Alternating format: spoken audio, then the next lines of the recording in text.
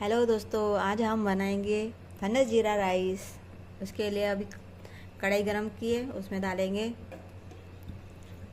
Half tea spoon oil.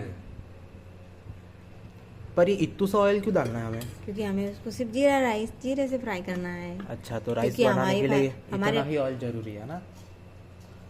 तो फिर चलो शुरू करते बिना किसी देरी के। अब हम डालेंगे 1 चम्मच जीरा। जैसे जीरा तड़कने लग जाए उसमें हम डालेंगे हमारी बनाई हुई फन्नस की सब्जी। या 2 चम्मच सब्जी डालते हैं।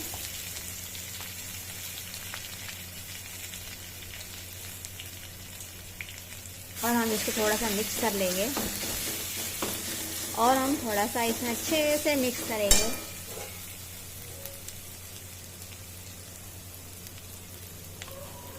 और इसमें डाल देंगे हम खुला वाला लंबा वाला चावल, ताकि अब हम इसमें डालेंगे इसमें पकाया हुआ चावल।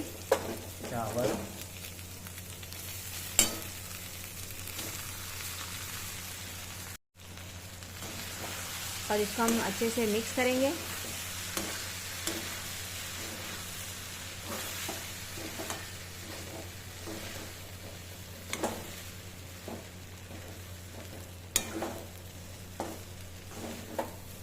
अब हम इसमें डालेंगे ढेर सारा संभार, धनिया कूट कूट के।